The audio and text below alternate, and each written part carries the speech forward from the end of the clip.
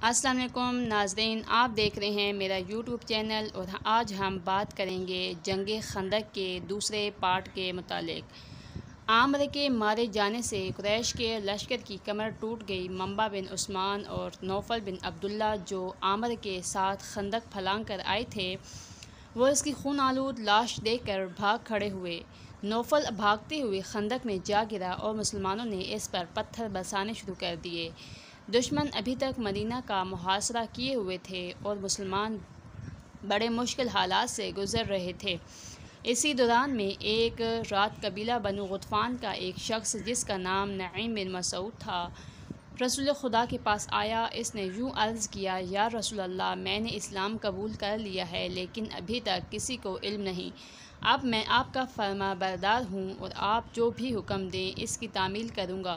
رسول خدا نے کہا: تم واپس جاؤ، اسلام کی یہ خدمت کرو کہ جس طرح بھی ہو سکے ہمارے ان دشمنوں میں پھوٹ ڈال دو۔ تب نعیم رسول خدا سے رخصت ہو کر سیدھے بنی قریظہ کے قلعے کے دروازے پر پہنچے اور اس کی زنجیر ہلائی۔ کچھ دیر کے بعد وہ قلعے میں جا کر بنی قریظہ کے سردار کعب بن اسد سے بات چیت میں مشغول ہو گئے۔ دوران گفتگو انہوں نے کعب سے کہا: تمہیں میری اور اپنی باہمی دیرینہ دوستی کا علم ہے، لہٰذا میں اس نازک وقت میں جب کہ تم ایک بہت بڑے خطرے سے دوچار ہو، میں نے اپنا فرض سمجھا ہے کہ تمہیں کچھ باتوں سے آگاہ کروں۔ قریش اور غطفان کی جن فوجوں نے مدینہ کا محاصرہ کر رکھا ہے اور تم بھی ان کے ساتھ مل گئے ہو، ان میں سے کوئی بھی اس علاقے کا رہنے والا نہیں، لہٰذا خواہ وہ فتح پائے یا شکست کھائیں، انہیں اپنے وطن کو لوٹ جانا ہے، مگر تم لوگ تو محمد کے ہمسائے اور اس سرزمین کے رہنے والے ہو۔ شکست کھا کر واپس چلے گئے تو تمہاری حیثیت کیا ہوگی اور تم محمد صلی اللہ علیہ وسلم کے ساتھ کس قسم کے تعلقات قائم کرو گے؟ تم کس بھروسہ پر قریش کے ساتھ شامل ہو گئے ہو؟ کیا قریش نے تمہیں اس بات کی ضمانت دی ہے کہ تمہیں دشمن کے رحم و کرم پر نہیں چھوڑیں گے؟ میرا خیال ہے کہ پیش بندی کے طور پر تمہیں قریش اور غطفان کے کچھ سرکردہ اشخاص اور ان کے رؤساء بطور یرغمال اپنے قلعے میں رکھنا چاہیے تاکہ ناخوشگوار حالات کی صورت میں وہ لوگ تمہاری مدد کرنے پر مجبور ہوں۔ نعیم نے یہ باتیں بڑے جوش اور انتہائی خلوص کے ساتھ کہی تھیں، اس لیے یہودیوں پر ان کا بے حد اثر ہوا۔ یوں معلوم ہوتا تھا کہ وہ گہری نیند سے جاگ اٹھے ہیں۔ انہوں نے نعیم کے مشورے کا شکریہ ادا کیا اور طے کیا کہ وہ اس کے مطابق عمل کریں گے۔ اس کے بعد نعیم قریش کی لشکرگاہ میں گئے اور مکہ کے سربرآوردہ اشخاص اور سرداروں سے ملاقات کی۔ اس ملاقات میں انہوں نے ابو سفیان اور فوج کے دوسرے سرداروں سے خطاب یوں کیا: حضرات، میں آپ کے دوستوں میں سے ہوں اور مجھے ایک بڑی اہم اور خفیہ خبر ملی ہے، اس لیے میں نے ضروری سمجھا کہ وہ خبر آپ تک پہنچا دوں۔ ظاہر ہے کہ آپ بھی اس راز کو پوشیدہ رکھنے کی کوتاہی نہیں کریں گے۔ میں نے سنا ہے کہ قبیلہ بنی قریظہ کے یہودیوں اپنا پیمان توڑنے پر پشیمان ہو رہے ہیں۔ اپنی غلطی کی تلافی کے لیے انہوں نے رسول خدا سے رابطہ کیا اور کہا کہ ہم اس بات پر تیار ہیں کہ قریش کے چند سرکردہ اشخاص کو بطور یرغمال آپ کے سپرد کریں گے اور پھر آپ کے ساتھ مل کر قریش سے جنگ کریں گے۔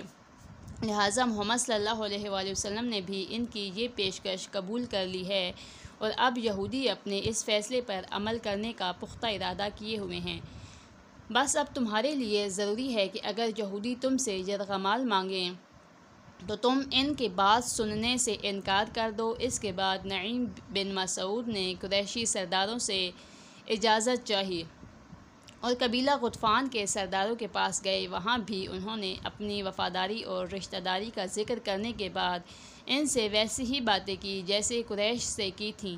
پھر انہیں یہودیوں کی غداری سے خوف دلایا۔ دوسرے دن کہ جو شنبہ کا دن تھا، قریش کا ایک وفد عکرمہ بن ابو جہل کی سرکردگی میں یہودی کے پاس گیا اور انہیں یہ پیغام پہنچایا: اس بیابان میں ہمارا قیام بہت لمبا ہو گیا ہے اور ہمارے حیوان ہلاک ہو گئے ہیں، یہاں زیادہ دن تک نہیں ٹھہر سکتے، لہٰذا اس معاملے کو انجام تک پہنچانے کے لیے آپ لوگوں کو تیار ہو جانا چاہیے۔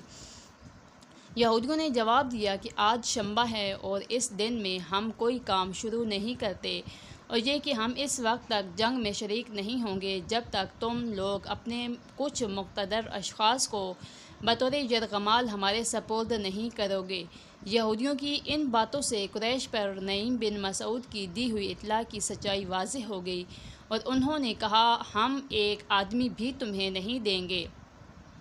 قریش کے اس انکار سے یہودی بھی نعیم کی پیش بینی کے قائل ہو گئے اور اس طرح دو گروہوں میں پھوٹ پڑ گئی اور دشمن کی قوت بہت حد تک گھٹ گئی۔ وہ دن گزر گیا لیکن جنگ نہ ہوئی اور پھر رات ہو گئی اور ہوا بھی چلنے لگی۔ رفتہ رفتہ ٹھنڈ اتنی زیادہ ہو گئی کہ قریش کو اپنے خیموں میں آگ جلانی پڑی۔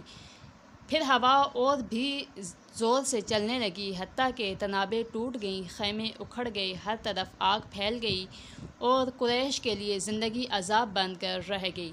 اس رات رسول خدا بارگاہ خداوندی میں مسلسل راز و نیاز فرماتے رہے اور قریش کا شر دور ہونے کی دعائیں مانگتے رہے۔ حذیفہ بن یمان کہتے ہیں میں اس رات رسول خدا کے حکم سے معلومات حاصل کرنے کے لیے قریش کی فوج میں گیا اور ابو سفیان کے خیمے میں پہنچا۔ وہاں بڑی عجیب حالت تھی، وہ سبھی سردی کے مارے کانپ رہے تھے اور خیمے اکھڑے پڑے تھے۔ ابو سفیان نے اپنے ساتھیوں سے کہا تم دیکھ رہے ہو کہ ہمارے جانور ہلاک ہو گئے، بنی قریظہ ہمیں چھوڑ گئے اور یوں معلوم ہوتا ہے کہ ہمارا یہاں رکے رہنا قرین مصلحت نہیں ہے، لہٰذا میں واپس مکہ جا رہا ہوں۔ یہ کہہ کر ابو سفیان اپنے اونٹ پر سوار ہوا اور وہاں سے چل دیا۔ اس کے پیچھے پیچھے دوسروں نے بھی اسی رات کوچ کیا اور مدینہ شہر کو اس فوجی محاصرے سے نجات مل گئی جس نے مسلمانوں کو تکلیف میں ڈال رکھا تھا، لہٰذا اگلی صبح قریش کی طاقتور فوج کا کوئی سپاہی مدینہ کے نواح میں دکھائی نہیں دے رہا تھا۔ مسلمان ہنسی خوشی ادھر ادھر آ جا رہے تھے اور مدینہ میں زندگی معمول پر آ گئی۔